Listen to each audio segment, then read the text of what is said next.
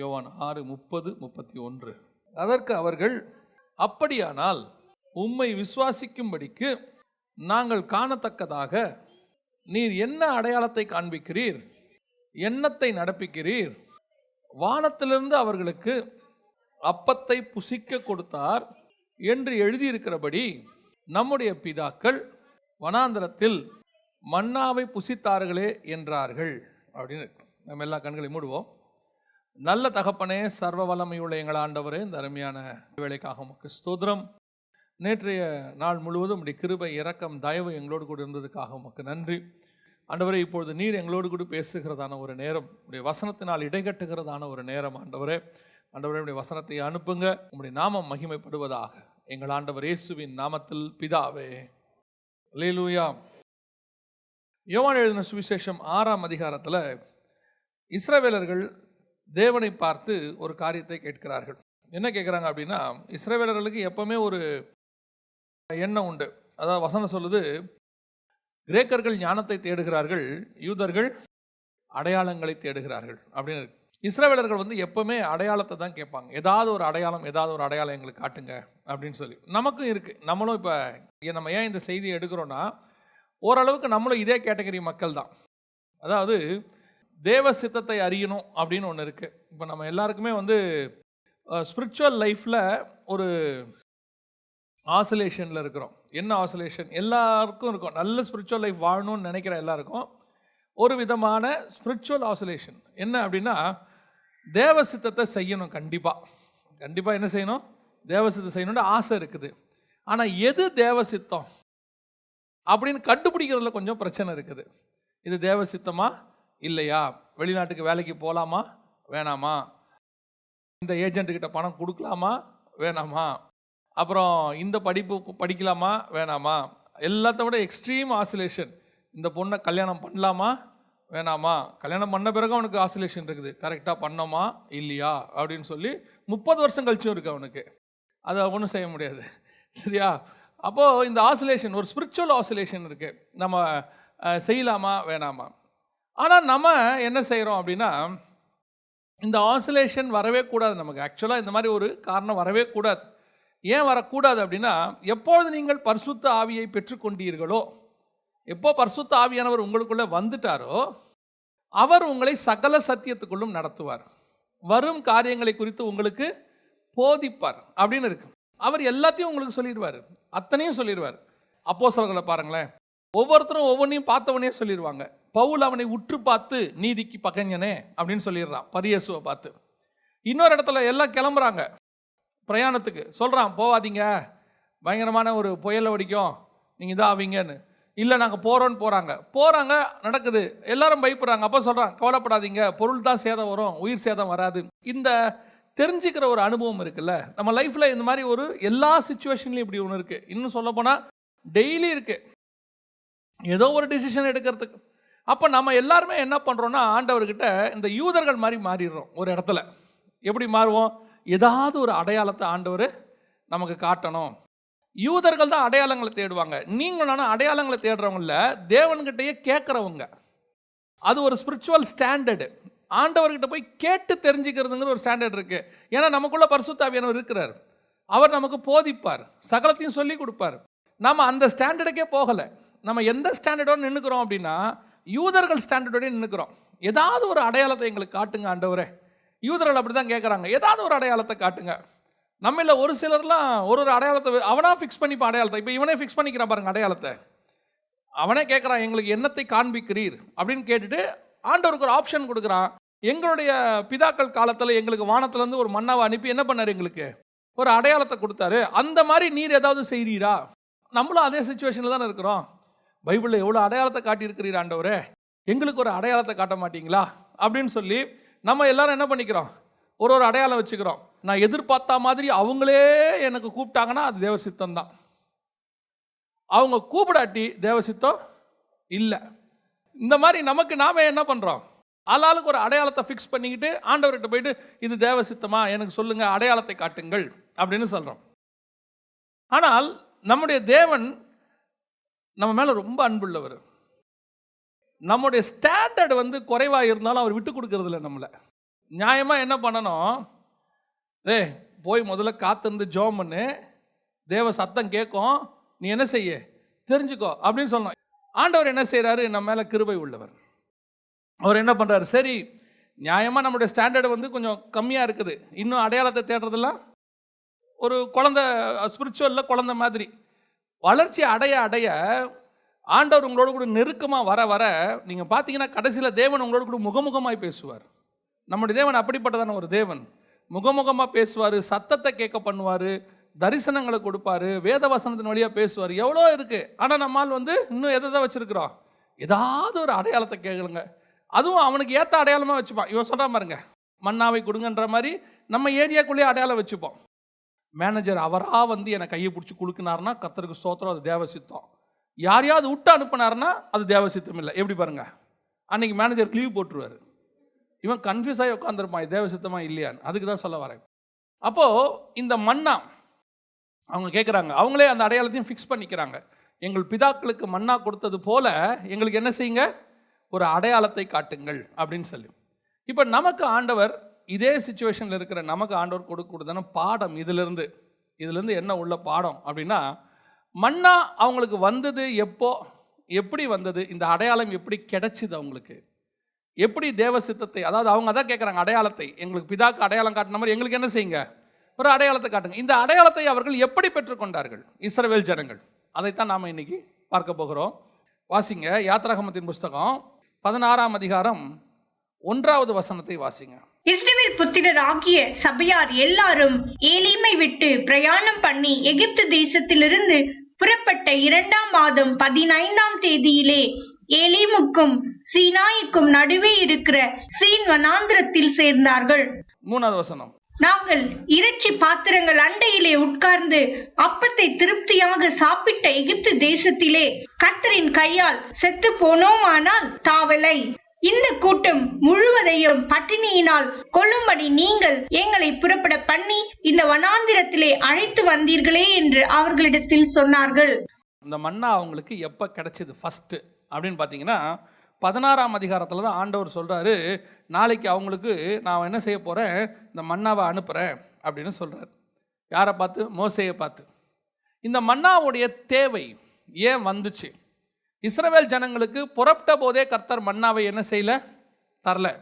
எப்போ தராரு பாருங்க, அதான் 1வது வசனம் வாசித்தோம். எப்போ தராரு? 16ஆம் அதிகாரம் 1. எகிப்து தேசத்திலிருந்து புறப்பட்ட 2ஆம் மாதம் 15ஆம் தேதியிலே அப்படின்னு இருக்கு. கிட்டத்தட்ட 2லேருந்து 2.5 மாதம். 13ஆம் அதிகாரம் 4ஆம் வசனத்தில் இருக்கு, ஆபீம் மாதத்தின் இந்த நாளிலே நீங்கள் புறப்பட்டீர்கள் அப்படின்னு இருக்கு 13:4. அப்போ இஸ்ரவேல் ஜனங்கள் கிட்டத்தட்ட 2 மாசத்துக்கு மேல அங்க இருக்கிறாங்க.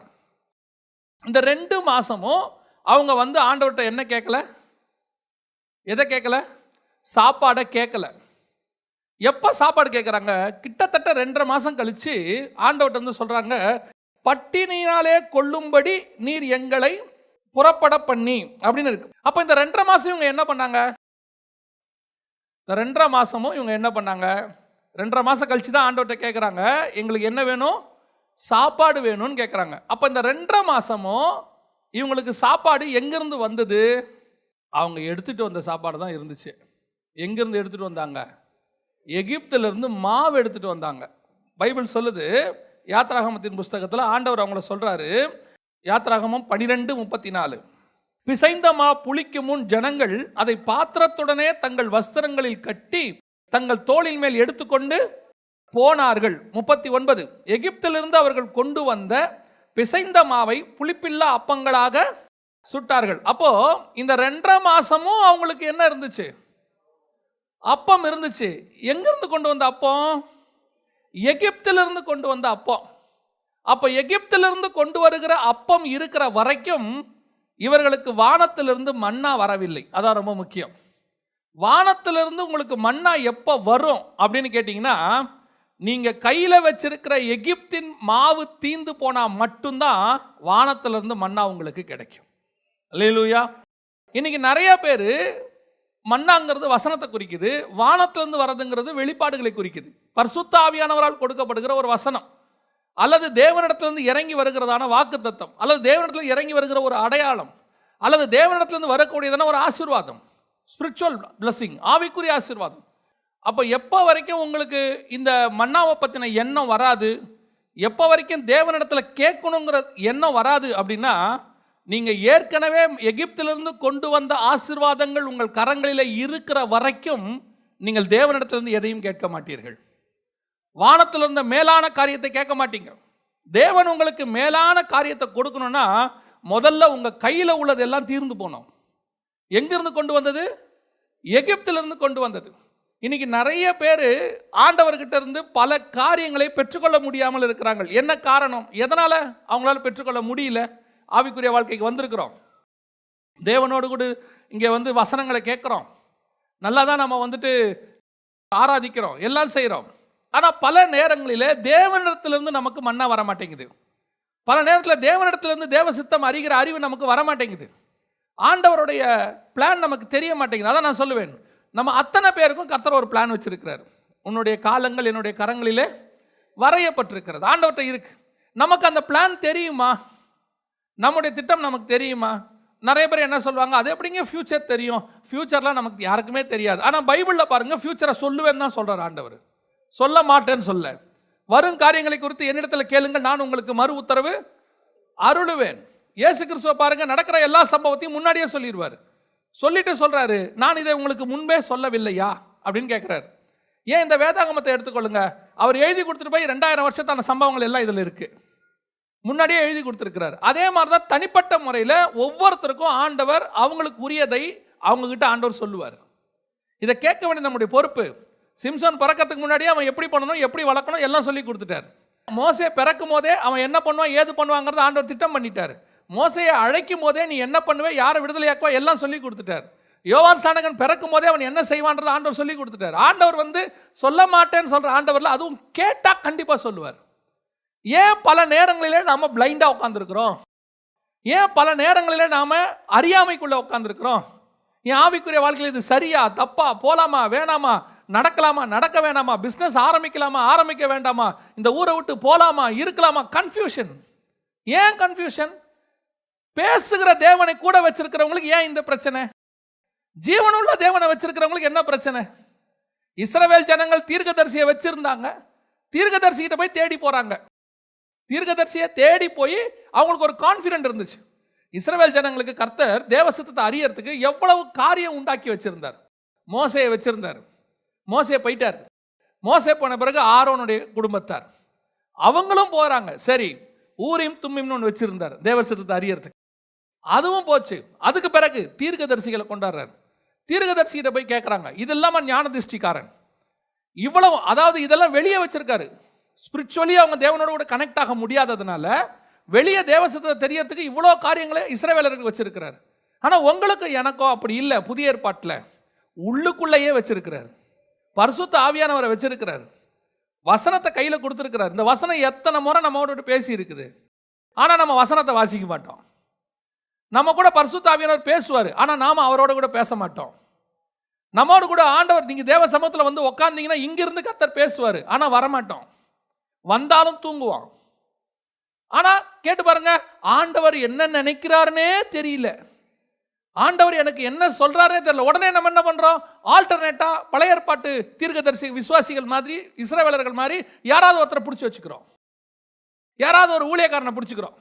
உடனே அவருக்கு ஒரு ஃபோன், பாஸ்டர் பிரதர் நீங்க தான் ஜெபம் பண்ணி சொல்லணும், எங்களுக்கு எல்லாமே நீங்க தான். எதுக்கு அவர் ஜெபம் பண்ணி சொல்லணும்?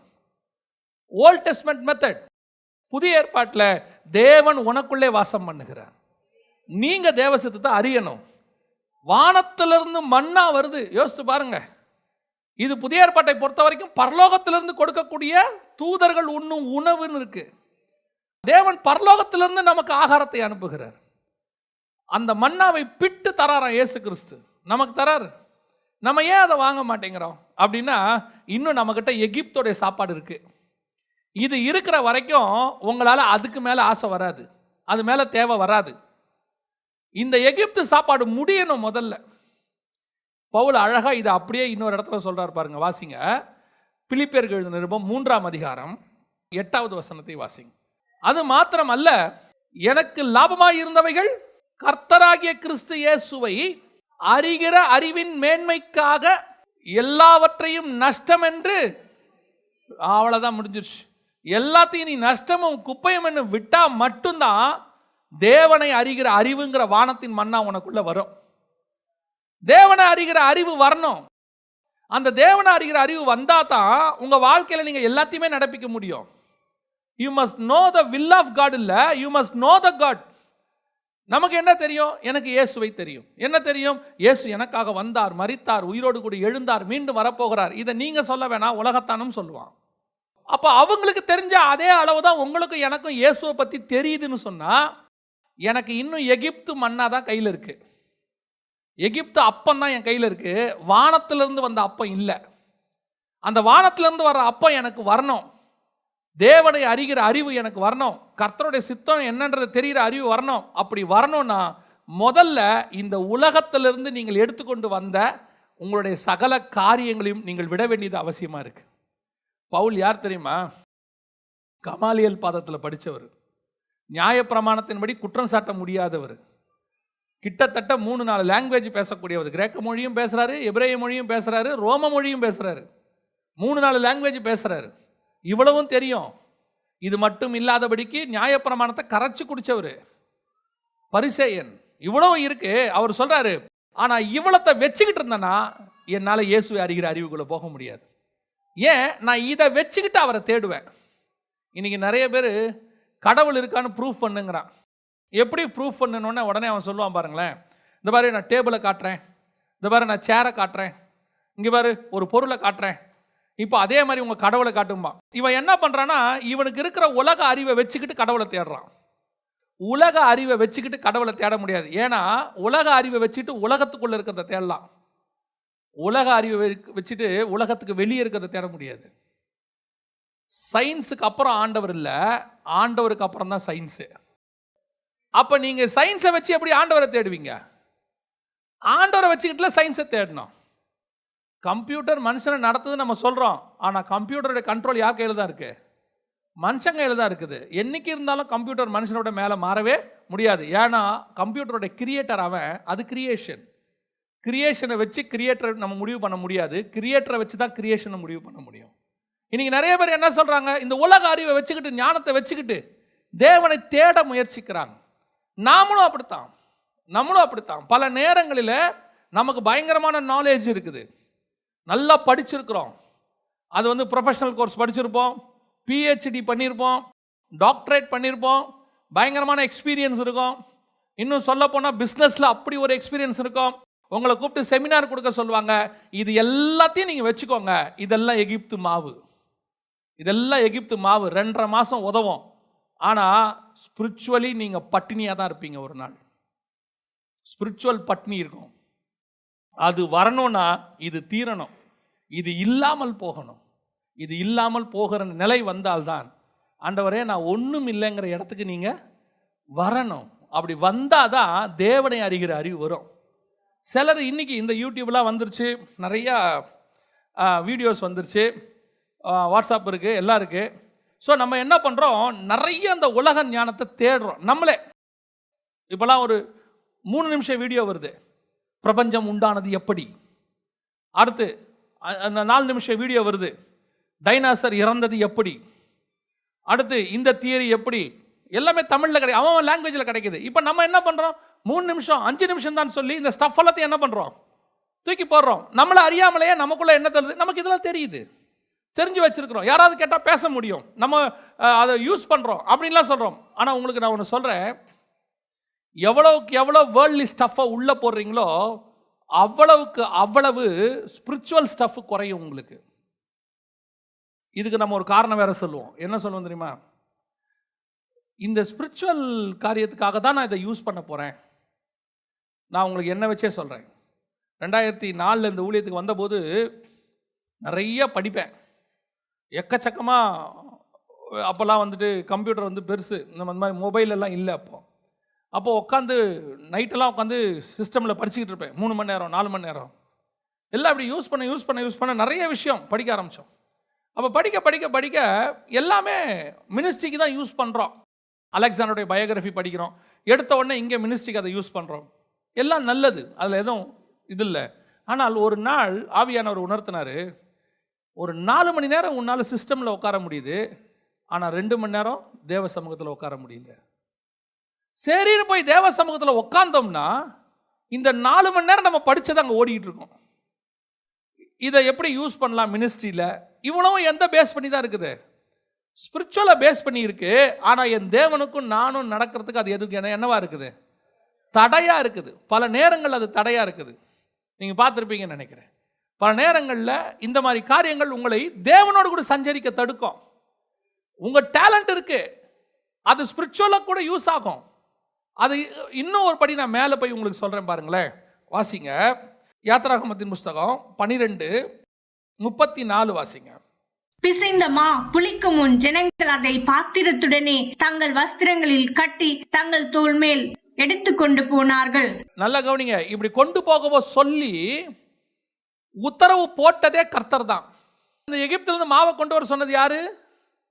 ஆண்டவர் தான் சொன்னார். அதுவும் எப்படி கொண்டு வரணும்? புளிப்பில்லாம கொண்டு வா.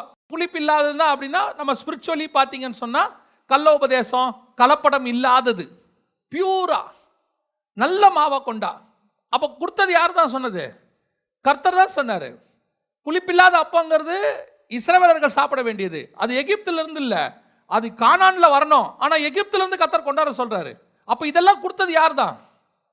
கர்த்தர் தான் கொடுத்தாரு. ஆனால் ஒரு நாள் வரும், அடுத்த மன்னா வரணும்னா கர்த்தர் கொடுத்த இதை விட்டா தான் நீ அடுத்த மன்னாவை பெற முடியும். இதை கொடுத்ததும் கர்த்தர் தான். நான் சொல்றது உங்களுக்கு புரியுதா? இதை கொடுத்ததும் கர்த்தர் தான். இப்போ எகிப்தில் மோசேயை கொண்டு போய் பார்வோன் வீட்டில் வளர வச்சது யாரு? கர்த்தர் தான் வளர வச்சார். அப்படிதானே? வளர வச்சார். ரைட். வாசிங்க அப்போஸ்தலர் நடபடிகள் 7:22 வசனம் வாசிங்க. மோசே எகிப்தியருடைய சகல சாஸ்திரங்களிலும் கற்பிக்கப்பட்டு வாக்கிலும் செய்கையிலும் வல்லவனானான். அப்போ மோசேயை கொண்டு போய் எகிப்தில் வச்சு இதெல்லாம் படிக்கிறதுக்கு பர்மிஷன் கொடுத்தது யார் தான்? கர்த்தர் தான் கொடுத்தாரு. அவர் தான் காப்பாற்றுறாரு மோசேயை கொண்டு போய் பார்வோன் வீட்டில். அப்போ அவங்க அதை படிக்க வைக்கிறாங்க, எல்லாம் பண்றாரு. ஆனால் இந்த மோசேயை ஆண்டவர் பயன்படுத்த வேண்டும் என்று சொன்னால் எகிப்திலிருந்து கொண்டு வரப்பட்ட புளிப்பில்லாத இந்த மாவை தீர்ந்து போக வேண்டும். அது இல்லாம போன மோசேக்கு அப்பதான் மோசேயை எப்படி பயன்படுத்த முடியும்? கர்த்தர் எடுத்து பயன்படுத்த முடியும். ஏன்னா எகிப்தில் போய் மோசே பார்வோன்கிட்ட பேச சொன்னான்னு வச்சுங்களேன், ஆண்டவர் பேச சொன்னா மோசே சூப்பரா பேசுவார். ஏன்னா மோசேக்கு என்ன தெரியும்? எகிப்தின் சாஸ்திரம் எல்லாம் தெரியும். வாக்கில் வல்லவன். பார்வோன்லாம் ஒன்றும் செய்ய முடியாது. மோசே கிட்ட ஒன்றுமே செய்ய முடியாது. மோசே கிட்ட போய் ஆண்டவர் மட்டும் அந்த ஒரு எகிப்தியனுக்கு சண்டை வந்தோன்னு கொண்டு போட்டான்ல, அன்னைக்கு மட்டும் பார்வோன்கிட்ட போய் பேசு, நான் கூட இருக்கிறேன், பேசி எல்லாரும் விடுதலையாக்க சொன்னா சூப்பராக பேசுவான், தைரியமாக பேசுவான். கர்த்தருக்கு தேவை எகிப்தின் கலைகளை கொண்டு பார்வோனை ஜெயிப்பது அல்ல. கர்த்தருக்கு தேவை என் வல்லமையை கொண்டு பார்வோனை ஜெயிப்பது. இப்போ மோசே என்ன பண்றாரு? வனாந்தரத்துக்கு கூட்டிட்டு போயிடுறாரு. ஏன்? 40 வருஷம் ஆடு மேய் மோசே. ஏங்க இந்த பார்வோன்ட்ட பேசுறதுக்கு நான் 40 வருஷம் ஏங்க ஆடு மேய்க்கணும்? 40 வயசுல வாலிபனா இருக்கேன், இப்போ அனுப்பி விடுங்க, எகிப்துக்கு தைரியமா போவேன், எனக்கு சண்டை போட முடியும், எல்லாம் செய்ய முடியும். 80 வயசு நான் எப்படி போவேன்? நீ 80 வயசு வரைக்கும் வனாந்தரத்தில் இரு. ஏன்? எதுக்காக இருக்கணும்? வாசிங்க யாத்திராகமத்தின் புஸ்தகம் 4:10 வசனம் வாசிங்க. அப்பொழுது மோசே கர்த்தரை நோக்கி, ஆண்டவரே, இதற்கு முன்னாவது தேவரீர் உமது அடியேனோடே பேசினதற்கு பின்னாவது நான் வாக்கு வல்லவன் அல்ல, நான் திக்கு வாயும் மந்த நாவும் உள்ளவன் என்றான். அடியானோடு தேவரீர் பேசினதற்கு பின்னாவது நான் வாக்கில் வல்லவன் அல்ல. ஆனா 7ஆம் அதிகாரம் அப்போஸ்தலர் நடபடிகள் சொல்லுது, அவன் எகிப்தின் வாக்கிலே வல்லவன், எகிப்தின் சாஸ்திரத்தை கரைச்சு குடிச்சவன். ஆமா, கரெக்ட். இதை எல்லாத்தையும் நீ மறக்கணும். இது எல்லாத்தையும் நீ மறக்கணும். ஏன்? எகிப்து சாஸ்திரத்தை மறந்தாதான் நியாயப்பிரமாணம் உன் வாயில ஒன்று வெளியே வரும். மலை மேல இருந்து நியாயப்பிரமாணத்தை நீ வாங்கணும்னா ஏற்கனவே உன் நாக்கில் எகிப்தோடைய சாஸ்திரம் இருக்கு, அதை தள்ளு, அது வெளியே போட்டோம். 40 வருஷம் எகிப்தில் படிச்சிய அதை மறக்கிறதுக்கு 40 வருஷம் ஆகும். 40 வருஷம் எகிப்தில் படிச்சதை 40 வருஷம் நீ மறக்கணும். நீ மறந்துட்டு திக்குவாயும் மந்தனாவா மாறு. எனக்கு அது பிரச்சனை இல்லை மோசே.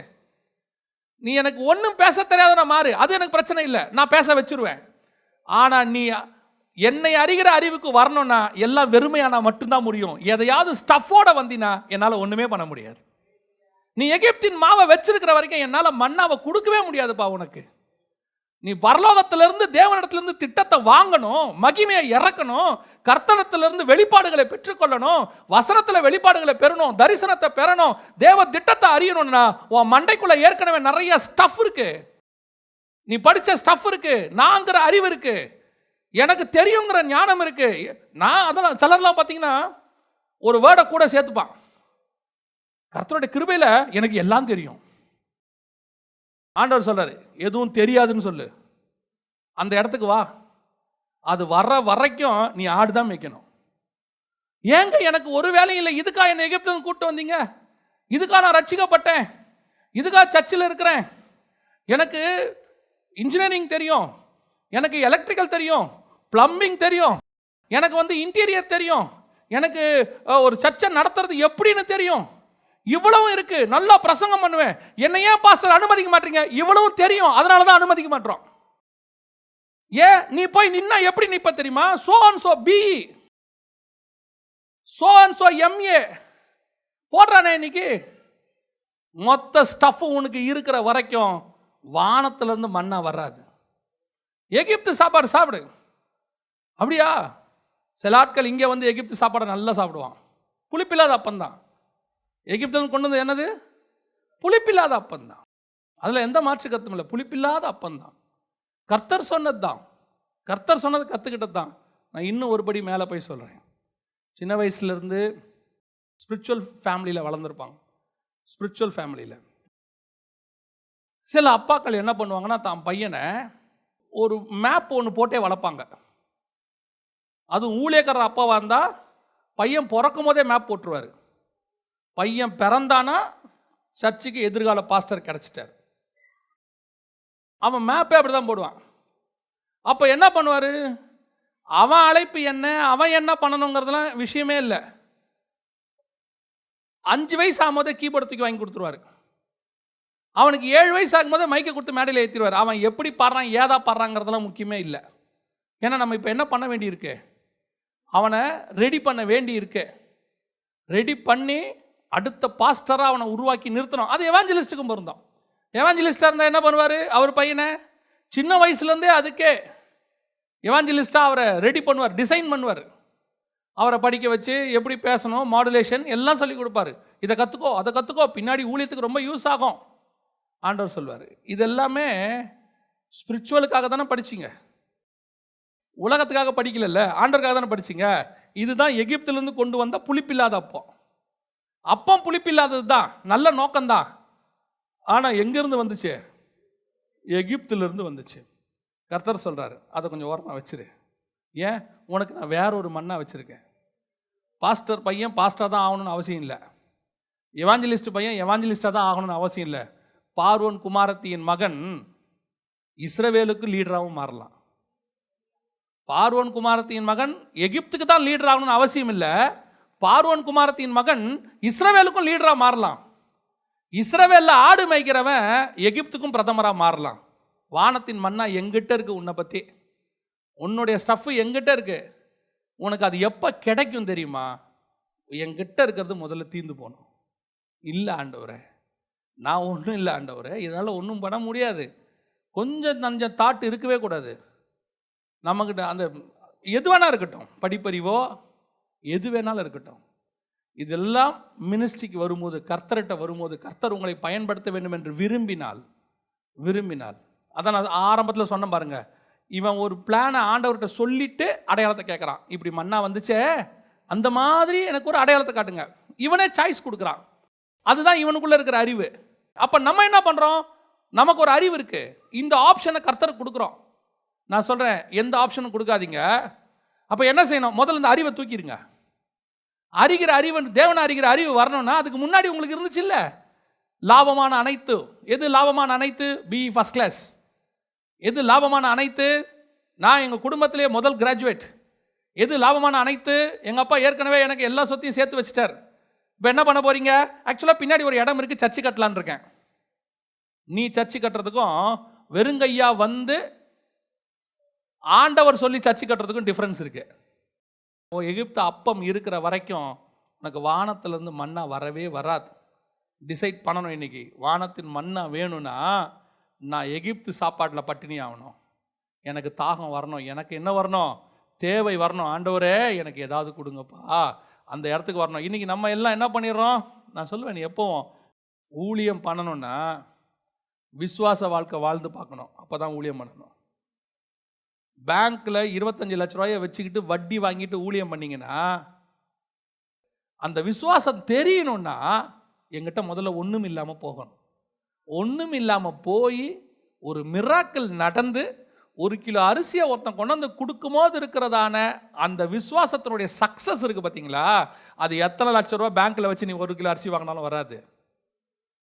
அதுதான் வெறுமையான பிறகு கர்த்தர் கொடுக்கறது தான் பிளெஸ்ஸிங். அதுக்கு ஆண்டவர் வெயிட் பண்ணுவார். கொஞ்சம் வெறுமையாகு, அது அறிவாக இருக்கட்டும், ஞானமாக இருக்கட்டும், உலகத்துலேருந்து கிடைச்சக்கூடியது எதுவானா இருக்கட்டும், கொஞ்சம் வெயிட் பண்ணு. ஏன்? நான் ஒன்றும் இல்லைங்கிற இடத்துக்கு நீ மென்டலி வரணும்.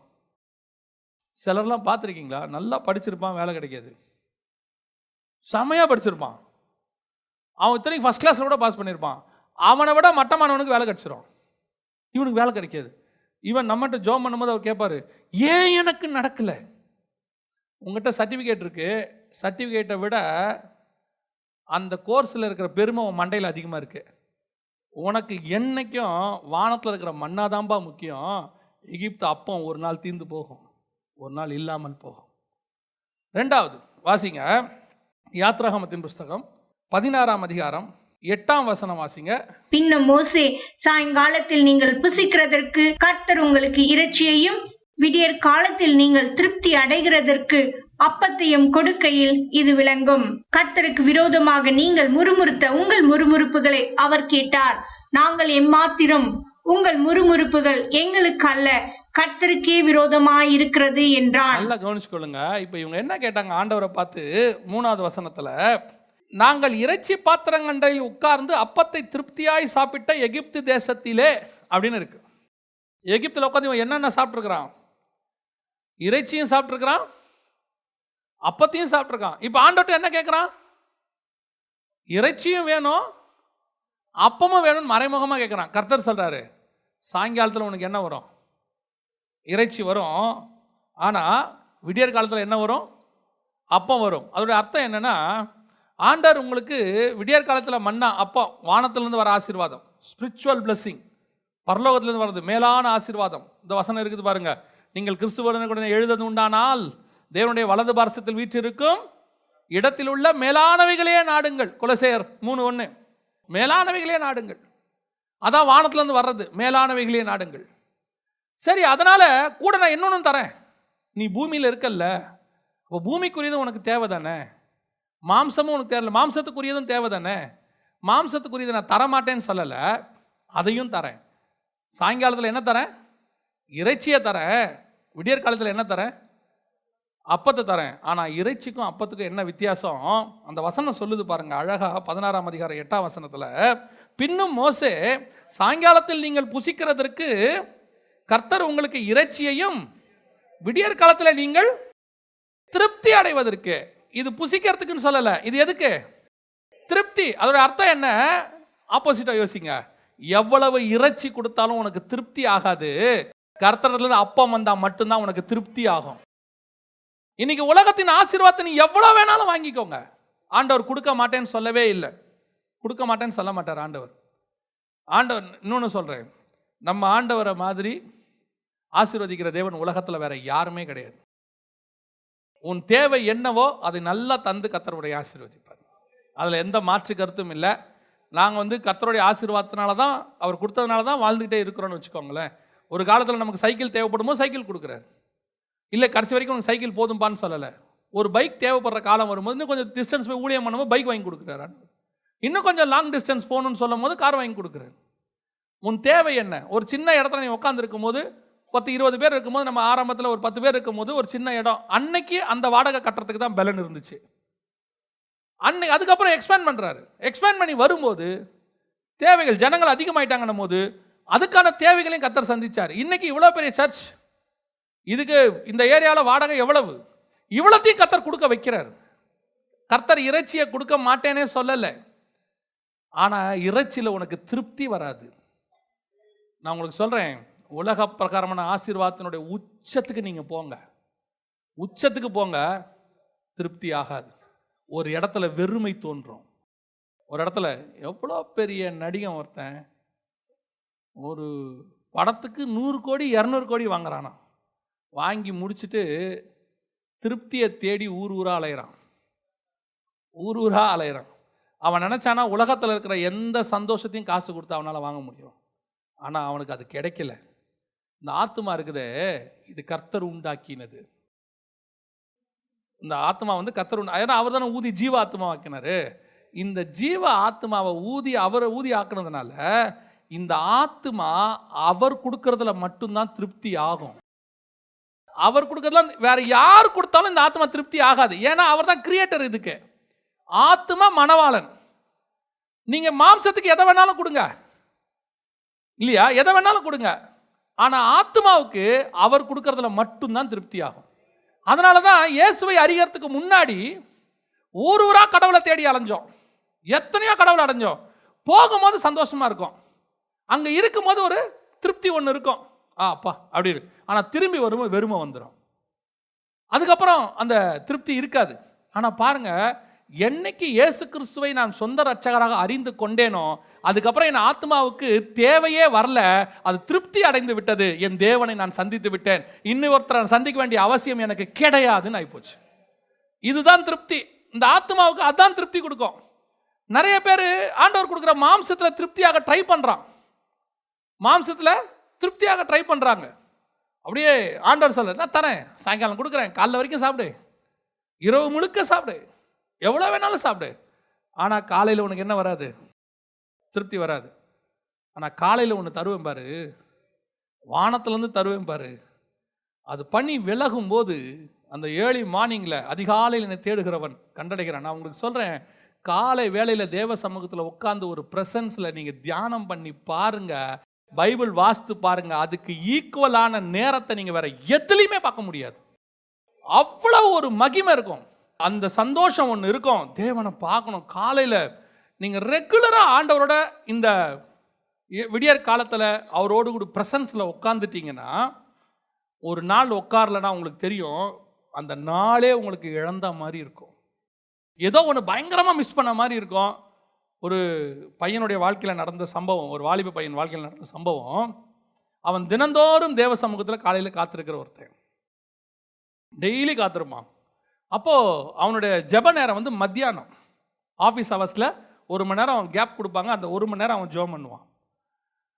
ஒரு நாள் ஆஃபீஸ் ஹவர்ஸில் முடிச்சுட்டு ஜெபம் பண்ண போகிறதுக்கு முன்னாடி அவன் ஏதோ ஒன்று வேலை நடக்கும்போது ஒரு சின்ன ஆக்சிடெண்ட் ஆயிடுச்சு, பயங்கரமாக ஆக்சிடெண்ட்.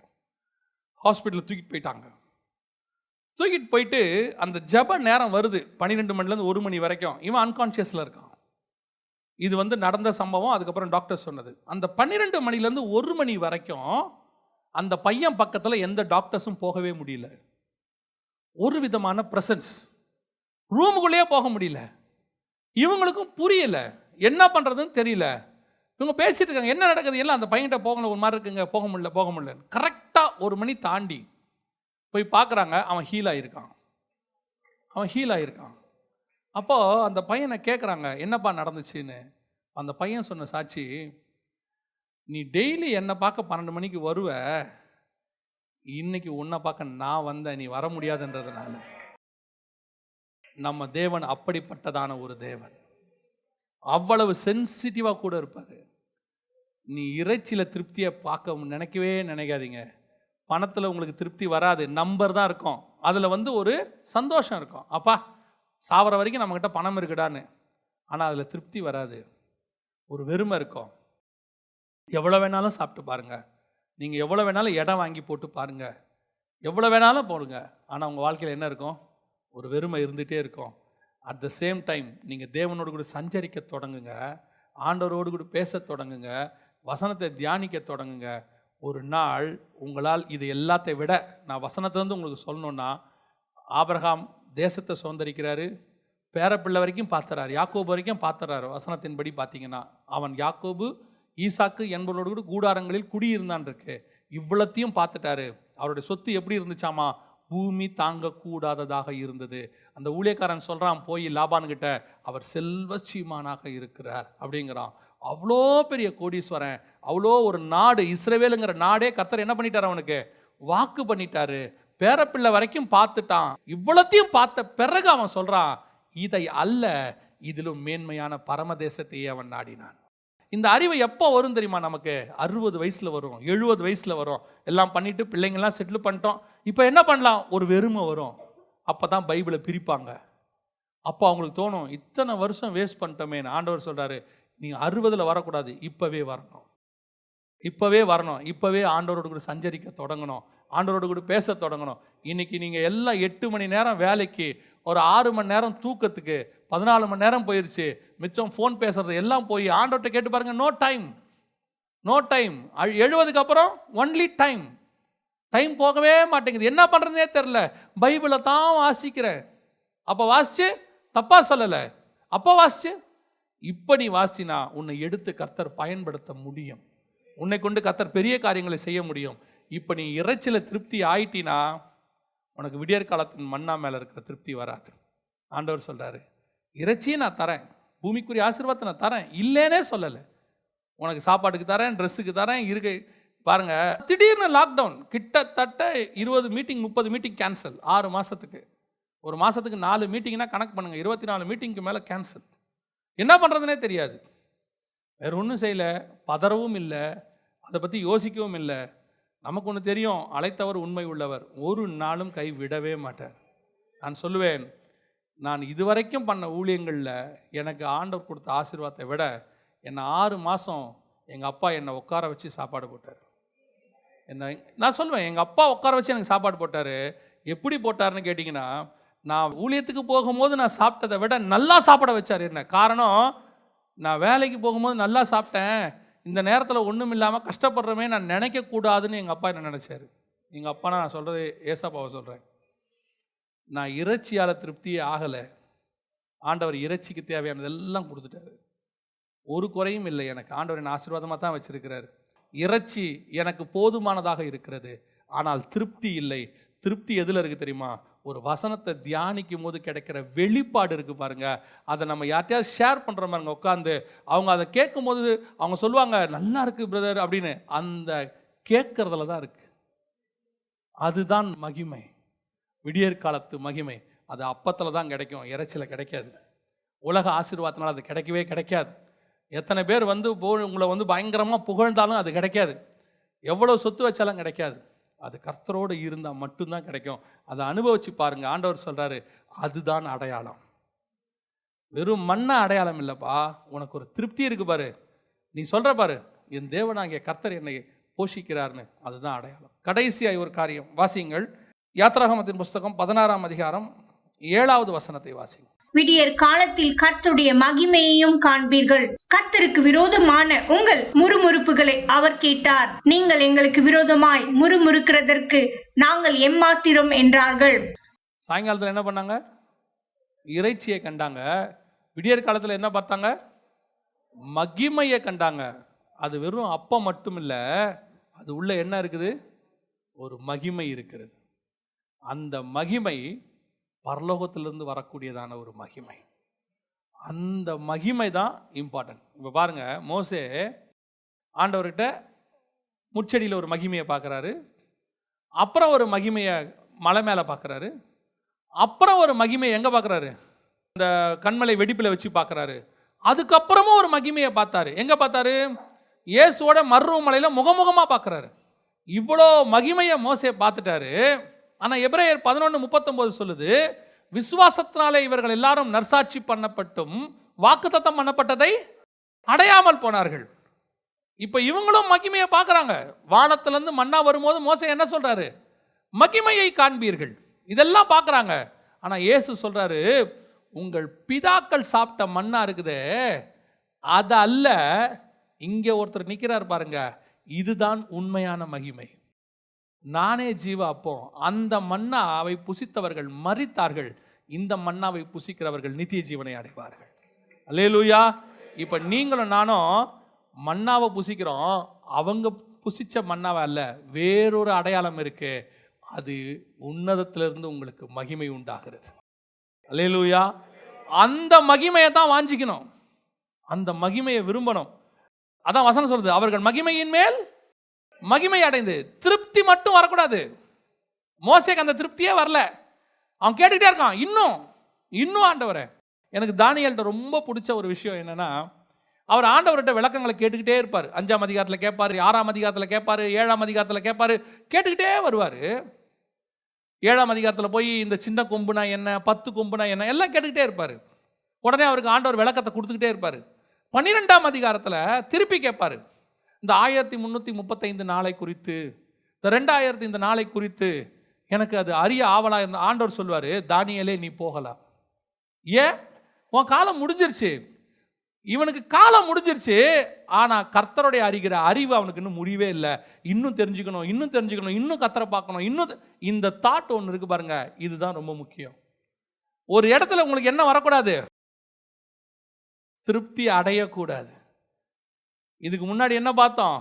அந்த மன்னா உங்களை என்ன பார்க்கும்? உலக மன்னா ஒரு திருப்தி ஆக்கும். மாம்சம் உண்டாக்காத திருப்தியை உலகத்திலிருந்து வரக்கூடிய கர்த்தருடைய வசனம் திருப்தி உண்டாக்கும். ஆனால் நீங்க என்ன ஆகக்கூடாது?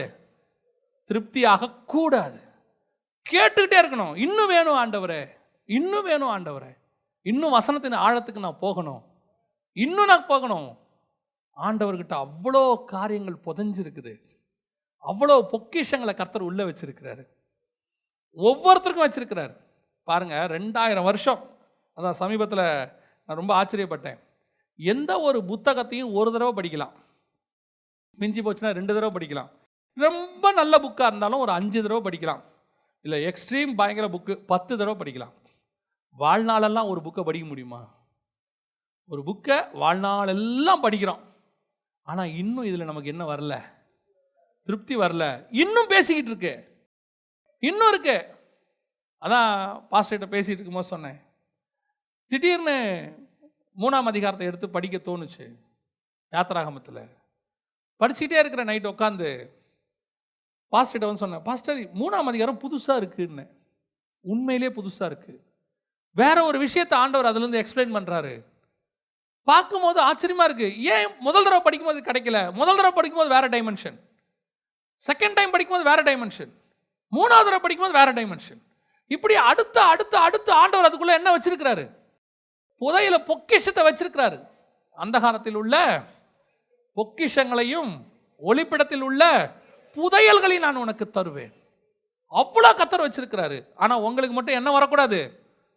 சிலருக்கெல்லாம் படித்தாச்சு, ஒரு தடவை படித்தாச்சு, 2 தடவை படித்தாச்சு. நான் சொல்கிறேன், அந்த வாஞ்சையோட விடியற் காலத்தில் அந்த மகிமை வேணும்னு சொல்லி படித்து பாருங்க, அது மகிமையின் மேல் மகிமை அடையும்.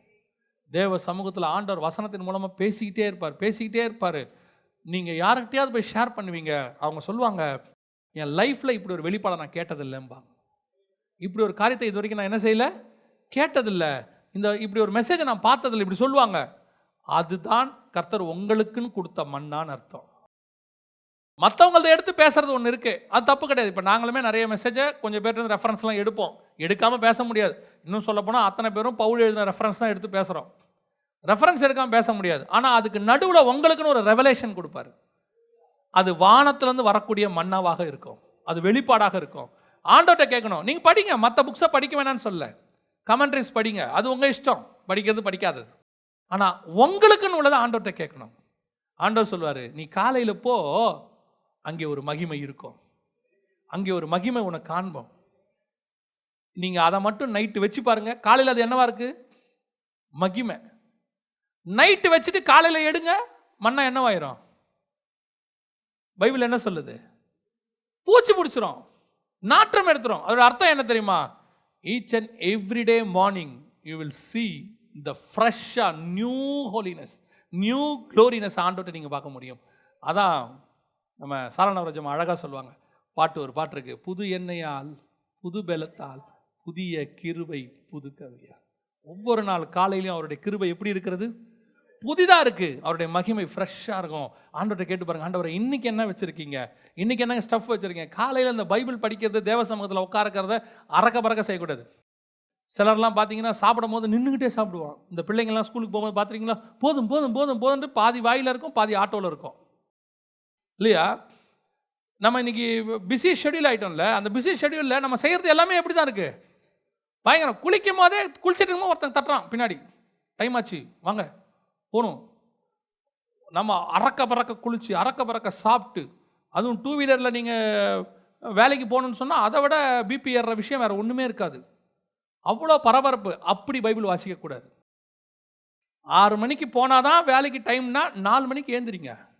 தேவனுக்கு 1 மணி நேரத்தை கொடுத்து பாருங்கள். அவரோடு கூட அந்த அறக்க பறக்க பேசவே கூடாது. அவரோட ஆண்டவரே டைம் இல்லை நாளைக்கு மீட் பண்ணலான்லாம் சொல்லக்கூடாது. அந்த மாதிரி காலையில் ஆண்டவருக்கு என்ன செய்யக்கூடாது, டைம் கொடுக்கக்கூடாது. உட்காரணும் தேவ சமூகத்தில், ஆண்டவர்கிட்ட கேட்கணும், இன்றைக்கி புது கிருபை, புது மகிமை, ஆண்டவரே ஒவ்வொரு நாளும் புதுசு புதுசாக அது வருது பாருங்க, அதுதான் அடையாளம். அப்படி உங்ககிட்ட கொடுக்கறது ஒரு அடையாளம். அதை நீங்கள் பிட்டு ஒரு நாள் அநேகருக்கு கொடுக்கும்படி கர்த்தர் செய்வார், எடுத்து பயன்படுத்துவார்.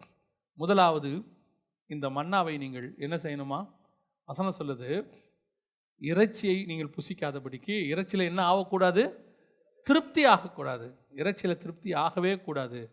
நீங்கள் தேவனுடைய மன்னாவில் தான் திருப்தி ஆகணும். 2வது, இந்த மன்னாவில் ஒரு மகிமை இருக்குது, அந்த மகிமையை ஒவ்வொரு நாளும் வாஞ்சிக்கணும். கடைசியாக, உங்கள் கையில் உள்ள எகிப்தியனுடைய மாவு தீந்தா மட்டும்தான் இந்த மன்னா கிடைக்கும். எனக்குள்ள ஸ்டஃப், எங்கிட்ட உள்ளது, நாம் சின்ன வயசுலேருந்து கொண்டாந்தது, இது எல்லாம் க்ளோஸ் ஆகிட்டு நான் ஒன்றும் இல்லை ஆண்டவரே, வெறுங்கையாக வந்திருக்கிறேன், திக்குவாயும் மந்தனாவாக இருக்கிறேன், இப்போ என்னை பேச வைங்கன்னு சொல்லுங்கள். எகிப்தின் சாஸ்திரங்கள் அழிந்து போகும், நியாயப்பிரமாணம் அழிந்து போகாது.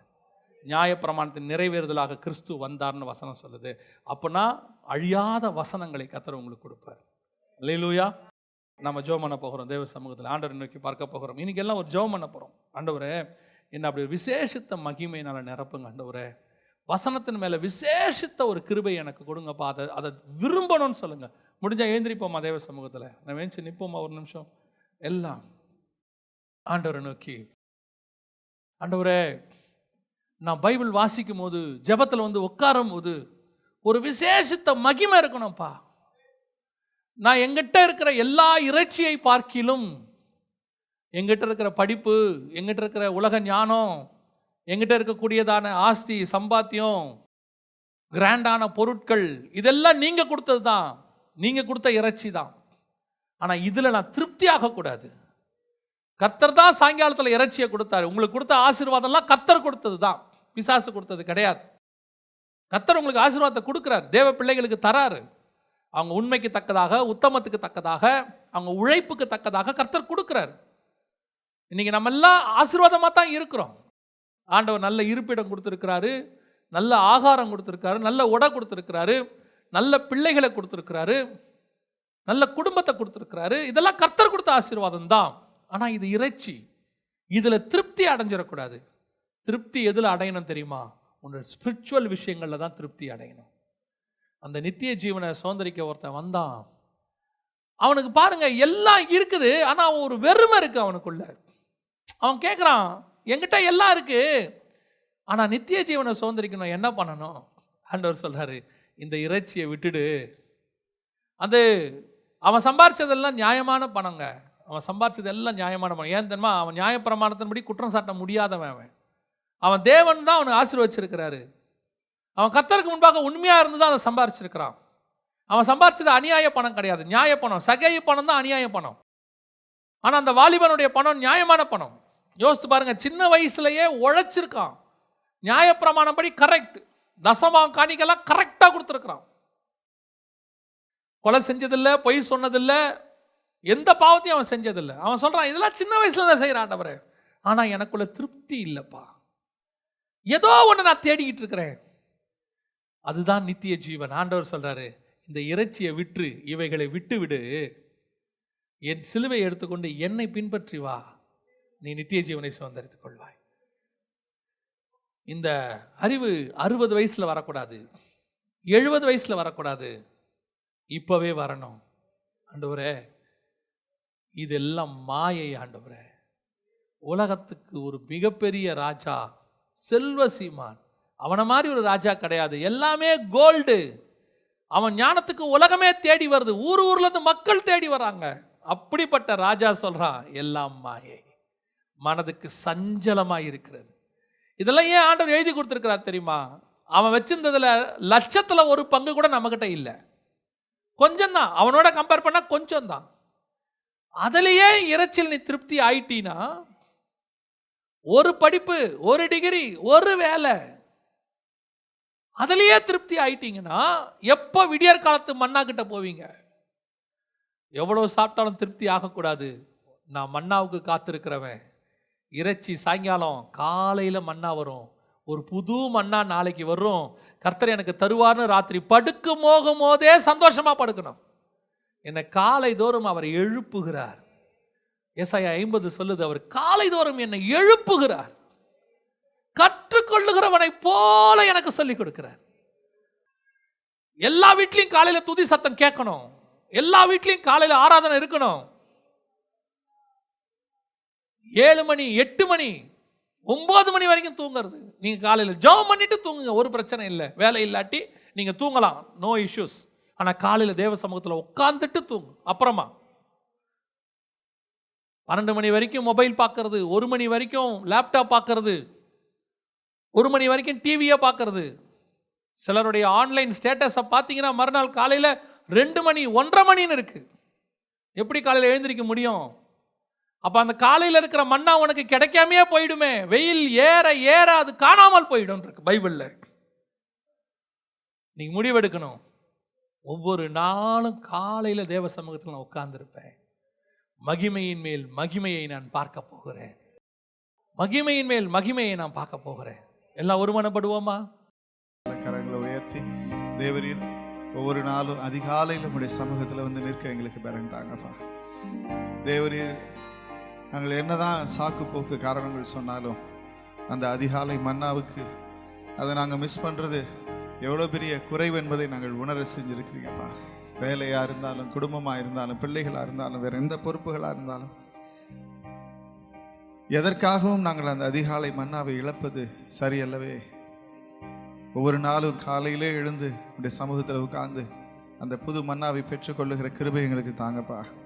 அதிகாலையில் என்னை தேடுகிறவன் கண்டடைகிறான்னு சொன்னீங்க. ஒவ்வொரு நாளும் உம்மை தேடி கண்டடைகிற கிருபை எங்களுக்கு தாரு ஆண்டவரே. உலகத்துக்காக, உலக காரியங்களுக்காக, பணத்துக்காக, பெருமைக்காக, வெட்டி பெருமைக்காக ஓடிக்கொண்டிருந்த நாட்கள் எல்லாம் போதும் ஆண்டவரே. உண்மையாய் உம்மை தேடி, உண்மையாய் உம்முடைய சமூகத்தை நாடி, உண்மையாகவே உம்முடைய சமூகத்தில் காத்திருந்து, உண்மையாய் தம்மை நோக்கி கூப்பிடுகிற யாவருக்கும் கர்த்தர் சமீபமாய் இருக்கிறார் என்று சொல்லப்பட்டிருக்கிறது. உண்மையாய் தேடி கண்டடைய எங்களுக்கு கிருபை பாராட்டும், கிருபை பாராட்டுங்கப்பா. ஒவ்வொருத்தருக்கும் கிருபை. இந்த வருஷத்தில், வருகிற புதிய வருஷத்தில் நாங்கள் உண்மையில் பெருகணும் ஆண்டவரே. ஆண்டவரே, உம்முடைய கிருபைகளில் பெருகணும். ஒவ்வொரு நாளும் உம்முடைய வார்த்தை அறிகிற அறிவில் நாங்கள் வளரணும். வானத்து மன்னாவை ஒவ்வொரு நாளும் புசிக்கணும், அதில் நாங்கள் திருப்தி அடையணும். அப்படி சொல்கிறவங்க மாத்திரம் கரங்களை உயர்த்தி ஒப்பு கொடுத்து சொல்லுவோம். இயேசு கிறிஸ்துவின் நாமத்தினால் ஒப்பு கொடுக்குறோம். கர்த்தர் பலப்படுத்தும், ஆசீர்வதியும், உதவி செய்யும். உங்கள் கிருபை எங்களை தாங்கி நடத்தட்டும். ஆண்டவராக இயேசு கிறிஸ்துவின் நாமத்தில் ஒப்பு கொடுத்து ஜெபிக்கிறோம் எங்கள் ஜீவனுள்ள நல்ல பிதாவே.